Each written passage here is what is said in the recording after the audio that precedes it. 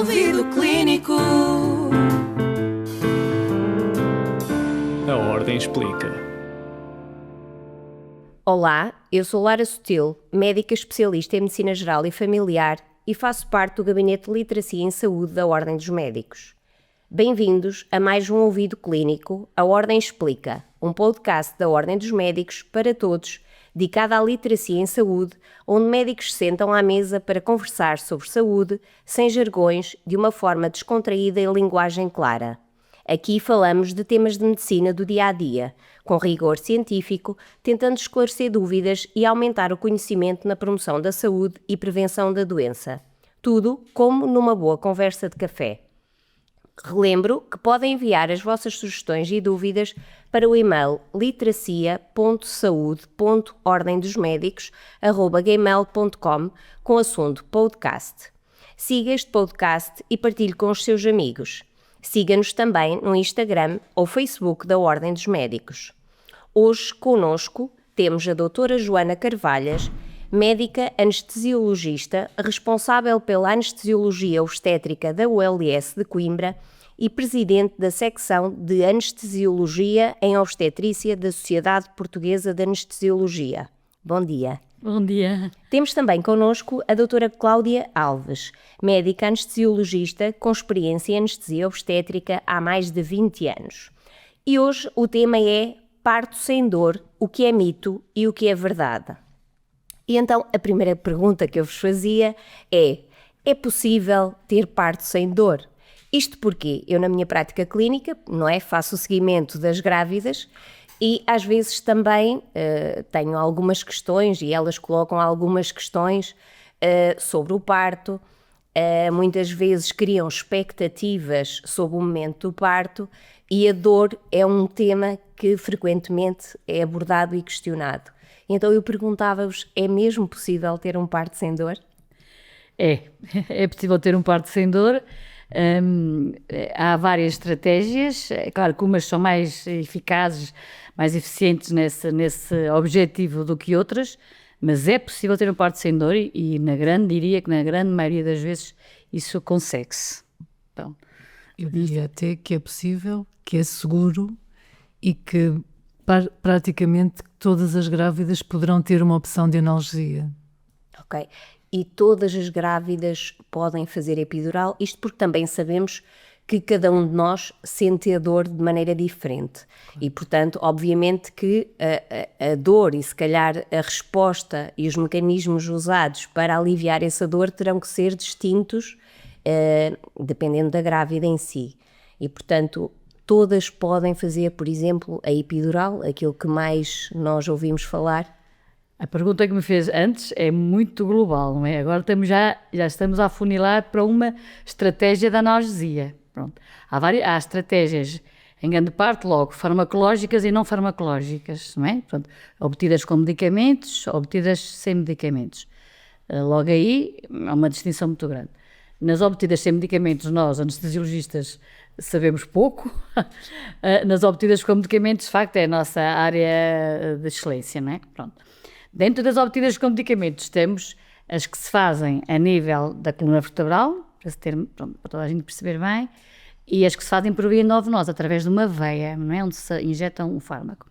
Como eu disse há pouco, são muito diferentes na obtenção de resultados, quer da colaboração da grávida, quer dessa parto, para esse parto sem dor. Pronto. A nível da epidural, de facto, é mais vulga, que mais se fala e que mais conhecida nem todas podem fazer a analgesia epidural.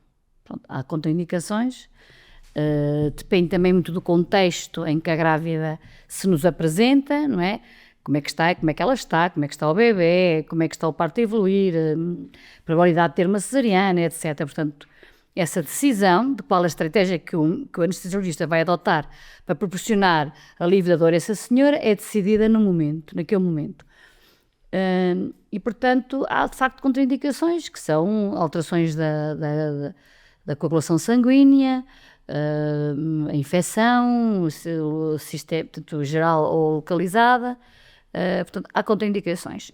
As senhoras que têm possíveis contraindicações, o que devem vir, o que nós existimos muito com os colegas da obstetrícia que venham a uma consulta nossa para falarmos dessas outras possibilidades e para delinearmos uma estratégia, como disse.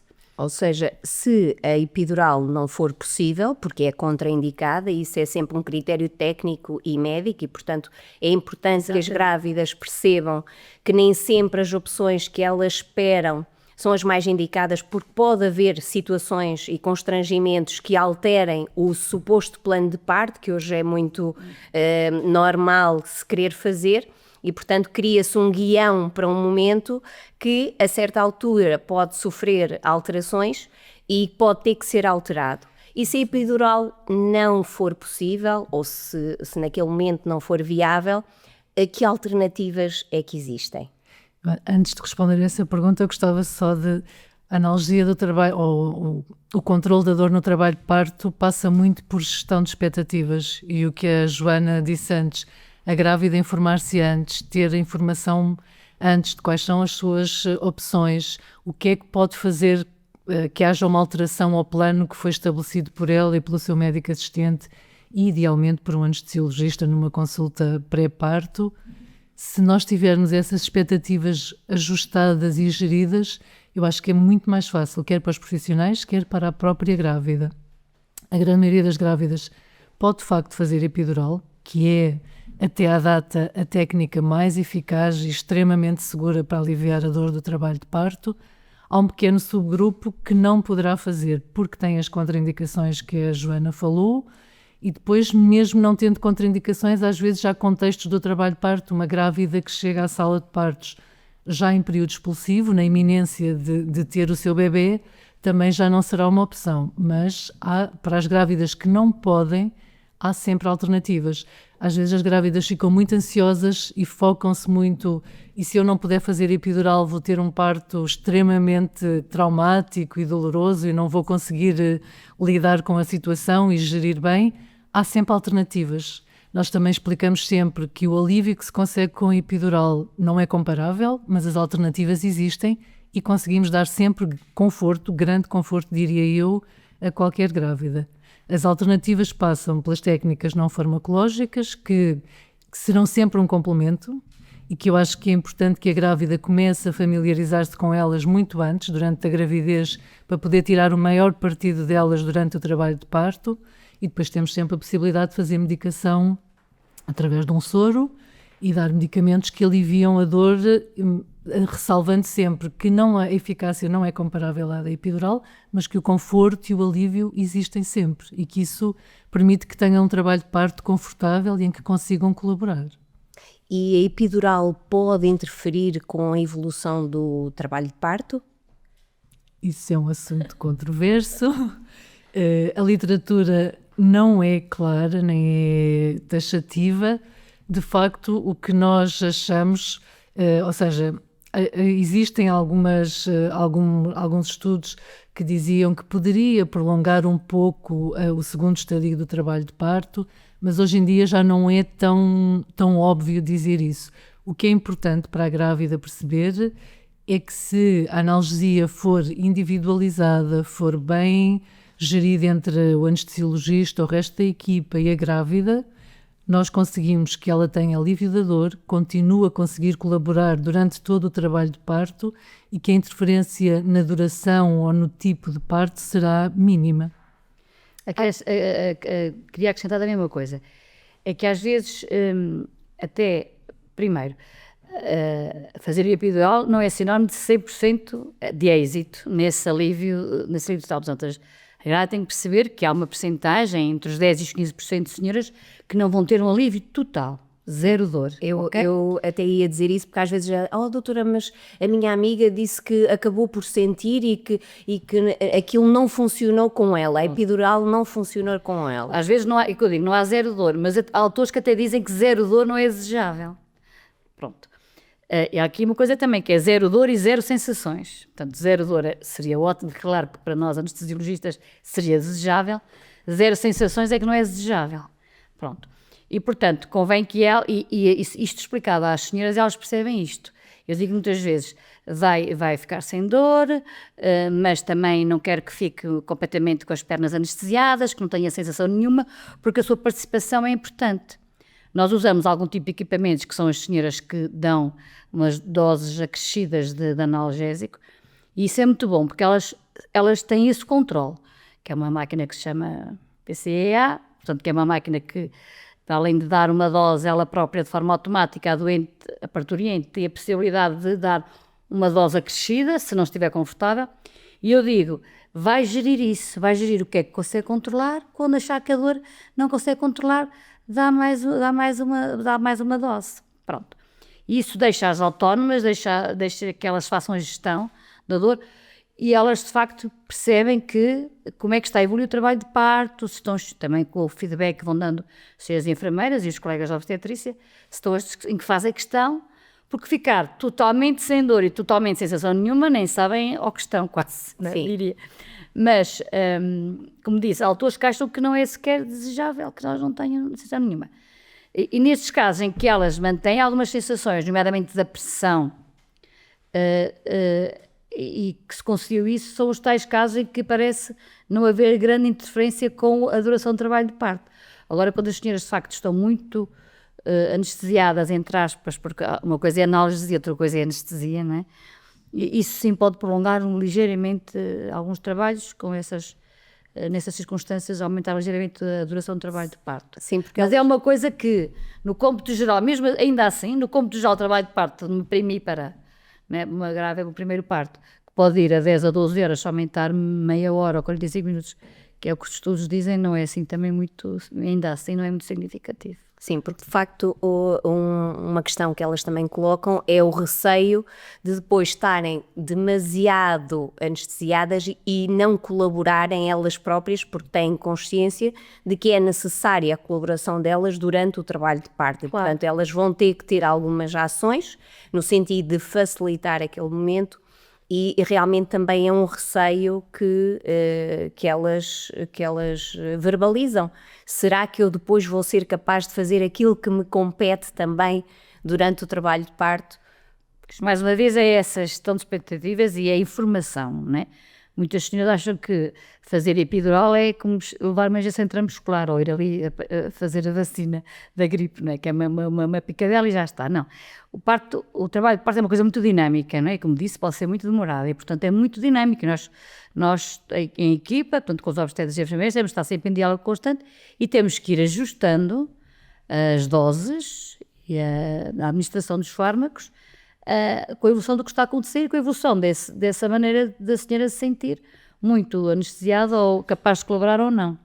Pronto, isto é uma coisa dinâmica, como digo. No fundo, se envolvermos a grávida Sim. na sua própria analgesia durante Exato. todo o trabalho de parto, é mais fácil. E se a grávida já souber que em determinada fase é expectável que isto aconteça, também vai conseguir gerir isso e colaborar muito melhor.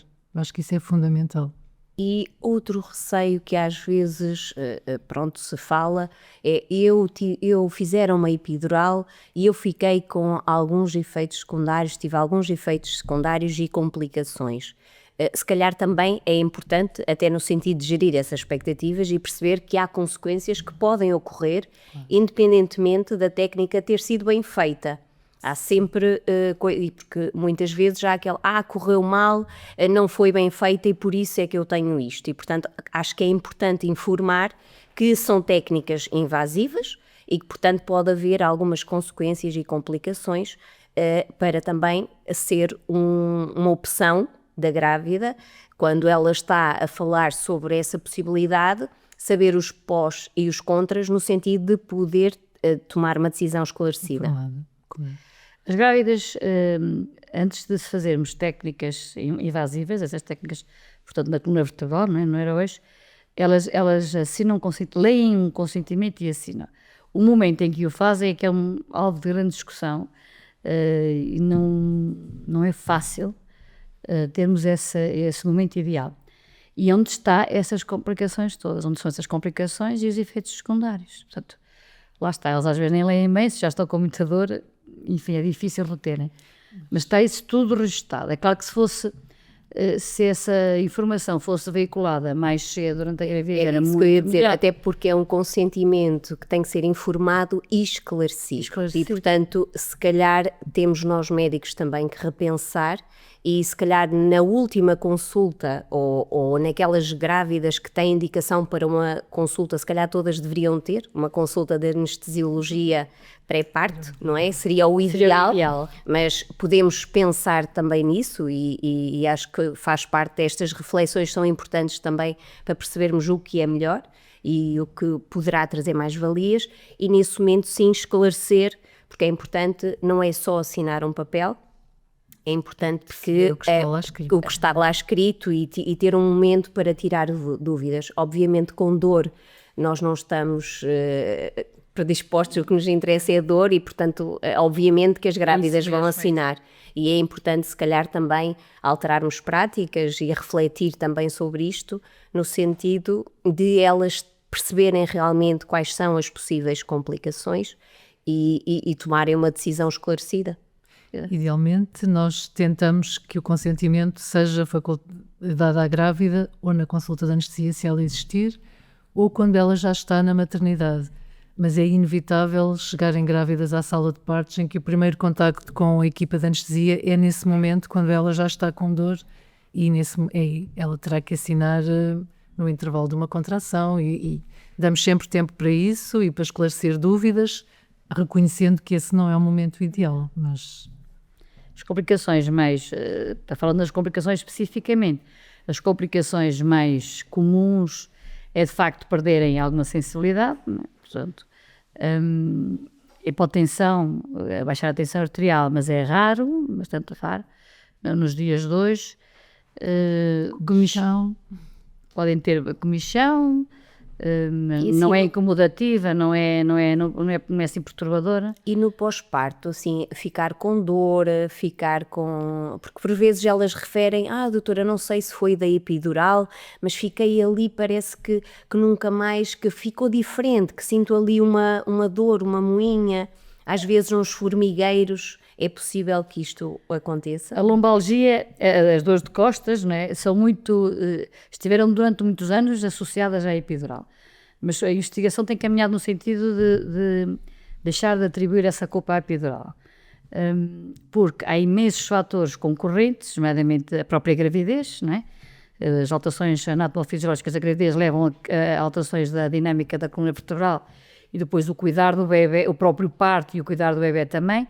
E, portanto, a lombalgia surge com imensos fatores e parece que surge com a mesma incidência em senhoras que fizeram epidural que em senhoras que não fizeram, por estes motivos todos que dissemos.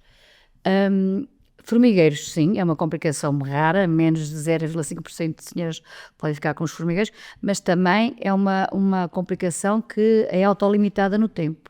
Pode ir até aos 3 meses, mas acaba por desaparecer. Por melhorar e desaparecer. Pode acontecer, mas também geralmente 3, 4 dias passa, é uma dor no local da punção, que não é a dor de costas que a Joana estava a falar, que é uma dor que depois se prolonga e que tem tantos fatores que contribuem que não é epidural, cada vez menos associamos ao facto de terem feito epidural.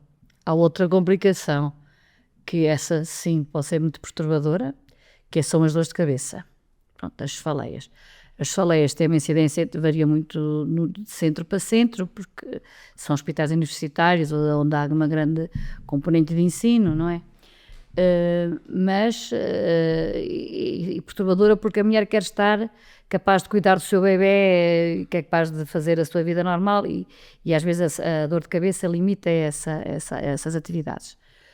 Pronto, também tem uma incidência baixa, entre 1 a 4%, dependendo das séries, mas também é tratável, não é? Também se trata com analgésicos e, em último caso, se não ceder, há uma outra intervenção na coluna vertebral que podemos fazer, que se chama um patch sanguíneo, blood patch em inglês, mas também só em casos muito, muito, muito resistentes ou muito incapacitantes é que se faz esse procedimento, que ao fim e ao cabo é fazer outra vez uma epidural. É de facto, há senhoras que dizem que as cefaleias foram tão incapacitantes que numa próxima nunca vi sequer fazer epidural. Mas também, mais uma vez, é muito raro. é muito raro. Mas isso quando surge é durante o trabalho de parto, essas dores de cabeça, ou é no pós-parto? É no pós-parto. Ok. É no pós-parto, lá está. Isto é uma complicação que surge também noutras técnicas, na neurologia, nas punções lombares, não é? Só que, ou na neurocirurgia, em algumas intervenções, só que nesses casos os doentes são doentes, não é? E portanto vão estar deitados e vão estar a descansar e portanto não é muito evidente, porque esta cefaleia tem uma característica particular, é que quando é grave quando o doente fica em pé. As senhoras que não estão doentes, não é? Porque são grávidas, são puérperas, tiveram um filho, querem cuidar e portanto é muito notória, é uma cefaleia que tem incidência baixa em diferentes contextos, mas que na obstetrícia se torna particularmente limitativa das atividades diárias. Mas não é mais nem menos que na neurologia e nas punções lombares. As complicações verdadeiramente assustadoras e que ainda hoje muitas grávidas perguntam: eu posso ficar paralisada ou nunca mais conseguir, são extremamente raras. Quando acontecem, estão geralmente associadas a alguns fatores de risco que nós, à partida, tentamos controlar e evitar, e já não faremos epidural nessas grávidas, que é a possibilidade de fazerem um hematoma, um abscesso na zona lombar, ou terem uma lesão neurológica grave permanente. Mas, como eu digo, são muito raras. A possibilidade de ficar paralisada é na ordem de 1 num milhão, portanto é raríssimo, é mesmo muito pouco frequente. O que é importante as grávidas saberem é que essa possibilidade existe, que nós tomamos todos os cuidados para não correr nenhum risco que aumente a possibilidade delas acontecerem e acima de tudo, que acontecendo, existem condições para tratar rapidamente e para tentar que as consequências sejam as mínimas possíveis, claro. Mas isso está no consentimento e é importante que a grávida saiba que, mesmo sendo muito, muito raro, pode acontecer e ela tem que tomar a sua decisão sabendo isso, claro. Claro, eu acho que, pronto, é isso que é importante. Pode acontecer e o que interessa é esclarecer e a pessoa decide, em consciência, se corre ou não o risco. É 1 num milhão, podemos ter o azar de sermos nós o 1 num milhão, mas temos que balançar, não é? Riscos-benefícios, como em tudo.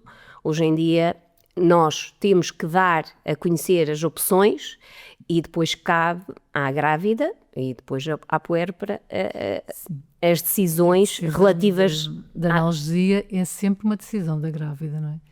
Nós não propomos nenhuma opção de analgesia, é a grávida que pede para falar com a equipa de anestesia para saber quais são as suas opções. Pronto. Não sei se há assim mais algum aspecto que considerassem importante nós informarmos as nossas grávidas, que seja importante, que achassem que numa consulta, aquela consulta que consideramos que se calhar deveria existir sempre, aspectos que achem que... Se calhar saberem que nós só podemos falar da nossa realidade, mas que se de facto tiverem dúvidas que querem esclarecer, podem sempre pedir para ter uma consulta de anestesiologia obstétrica antes do parto e sobretudo, informarem-se o máximo que conseguirem para poderem gerir as expectativas e para poderem ter uma experiência muito mais agradável e realizadora do seu trabalho de parto, não é? Eu acho que sim. Só mais uma pergunta, porque às vezes nas nossas consultas as grávidas vão pesquisar, ouvem a amiga e recentemente perguntaram-me sobre walking epidural e eu queria que me falassem um bocadinho sobre isso. Walking epidural, para já deixe-me dizer que é um nome que eu, enfim, não gosto nada. Porque exige que as senhoras que parece que vão todas caminhar ou que vão todas andar ou que vão abaixo e voltam durante o trabalho de parto. E, portanto, o que é walking epidural? É, como falámos há bocado, encaixa muito bem naquilo que falámos há bocado. Nós fazemos a epidural, a técnica é exatamente a mesma. Os passos, os timings, as indicações, as contraindicações, as complicações, os efeitos secundários, é exatamente igual à epidural que banalmente se tem falado, não é, ao longo destes anos. Nós reduzimos muito as concentrações dos anestésicos locais que usamos, não é? E, portanto, as senhoras não ficam tão nós dizemos muito o termo bloqueadas, não ficam com tanta ausência de sensações, como há bocado nós falámos que as senhoras era bom ter algumas sensações, aqui ficam ainda com mais sensações, ficam com tantas sensações que podem caminhar. É essa a questão. Com mais força muscular. Exato, por isso é que chama walking, porque elas podem caminhar. Mas o walking é o que menos interessa no meio disto tudo, que elas ficam menos anestesiadas, entre aspas, e portanto podem sentar-se, podem ir à casa de banho, que é uma coisa que maior satisfação traz às senhoras, podem fazer agachamentos, podem ficar na bola de pilates, que também é uma circunstância benéfica para o trabalho de parto, para o períneo, para as condições do parto, e portanto é isto. Simplesmente deram-lhe este nome e as pessoas depois acham coisas mirabolantes acerca disto, mas não, é isto. O que é que isto implica? Como a Cláudia há bocado falou, há uma coisa que nós nunca nos podemos afastar, que é a segurança. Qualquer estratégia de analgesia, primeiro está a segurança. Eu posso saber fazer a coisa mais mirabolante, mas se não for segura para aquela mulher, eu não faço. Ok, pronto. E, portanto, a Walking Epidural precisa de uma monitorização muito grande da parte de enfermagem e da nossa parte, porque a senhora parece que está bem, que até pode caminhar, mas depois algum momento tem ali alguma diminuição da força e pode cair. E, portanto, isto exige aquilo que nós não temos, muitas vezes, nas nossas salas de partos, ainda mais nestas alturas controversas. É mais gente para acompanhar as senhoras. E, portanto, isto, as senhoras às vezes vêm com essa expectativa, de facto. Nós já tivemos consultas em que elas só vêm pedir esclarecimento acerca do Walking Epidural, e nós damos este esclarecimento que acabei mais ou menos de dar, mas depois embarramos na falta de profissionais, sobretudo enfermeiros, para ajudar estas senhoras, que estas senhoras têm que estar mais acompanhadas, não podem saltar da cama para a bola de pilates ou para cadeirão sem estar um profissional de saúde junto delas. E sem comprometer a vigilância do bebê também. Sim, exatamente. E é preciso também equipamento, ainda bem que falaste nisso, é preciso equipamento, porque depois equipamento para vigiar o bebê de forma wireless, não é? Há bocado sim, eu falei não pode estar ligada àqueles cabos todos, não é? Aos soros e às máquinas perfusoras, etc. Pronto, tudo isso pode contornar.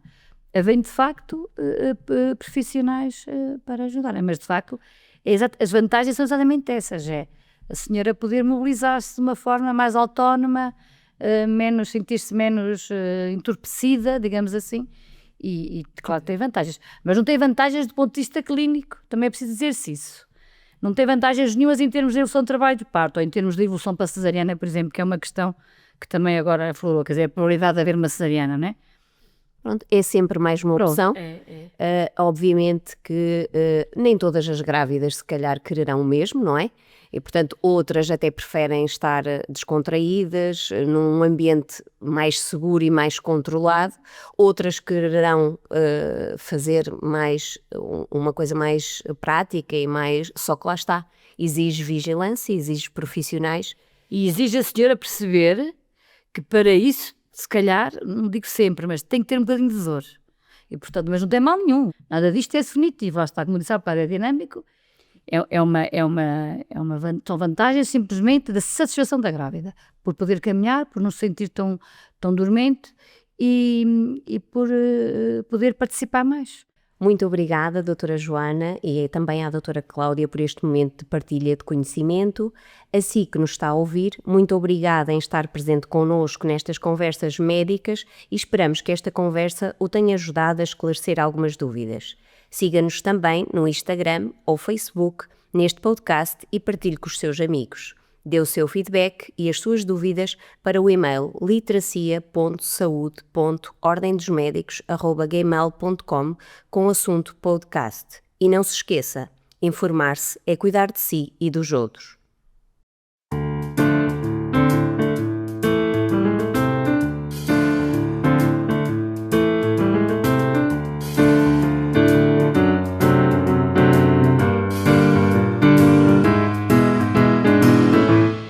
Ouvido clínico. A Ordem explica.